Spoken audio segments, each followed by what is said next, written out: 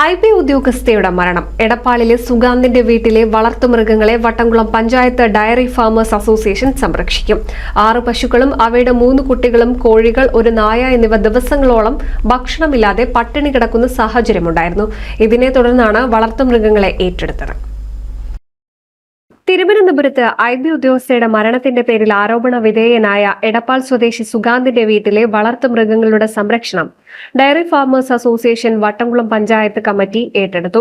പട്ടാമ്പി റോഡിൽ ശുഗപുരം പെട്രോൾ പമ്പിന് എതിർവശത്തുള്ള വീടും ഗേറ്റും പൂട്ടി സുഗാന്തിന്റെ മാതാപിതാക്കൾ ഉൾപ്പെടെ ഒളിവിൽ പോയതോടെ ഭക്ഷണവും വെള്ളവും ലഭിക്കാതെ പശുക്കൾ അടക്കമുള്ള വളർത്തുമൃഗങ്ങൾ ദുരിതത്തിലായിരുന്നു.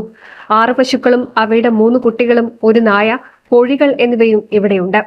തുടർന്ന് വാർഡ് മെമ്പർ ES സുകുമാരന്റെ നേതൃത്വത്തിൽ ഇവയ്ക്ക് ഭക്ഷണം എത്തിച്ചു നൽകുകയായിരുന്നു. സുഗേതിന്റെ വീട്ടിൽ നിന്ന് നമ്മളിപ്പോൾ ഈ ആരുമില്ലാതെ ആണുള്ള അവസ്ഥ.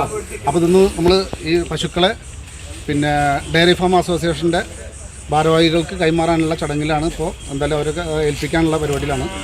വട്ടംകുളം വെറ്ററിനറി ഡോക്ടർ എത്തി ഇവയുടെ ആരോഗ്യസ്ഥിതി പരിശോധിക്കുകയും ചെയ്തു.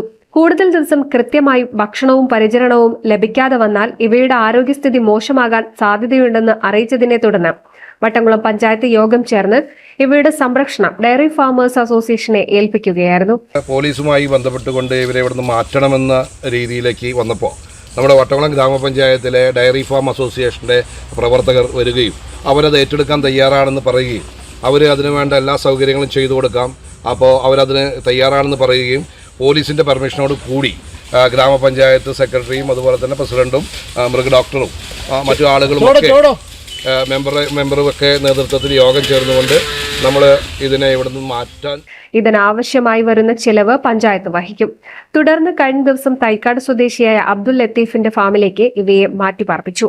പഞ്ചായത്ത് പ്രസിഡന്റ് MA നജീബ്, പഞ്ചായത്ത് മെമ്പർമാരായ ES Sukumaran, Kazhukil Majeed, Sreeja Parakkal, veterinary doctor NM Maya, senior veterinary surgeon doctor VKP Mohankumar, dairy farmers association president MK Muhammad Kutty, കർഷകരായ മണി തൈക്കാട്, സുബ്രഹ്മണ്യൻ, രഘു വട്ടംകുളം, അബ്ദുൽ ലത്തീഫ് എന്നിവരുടെ സാന്നിധ്യത്തിലാണ് ഇവയെ ഏറ്റെടുത്തത്.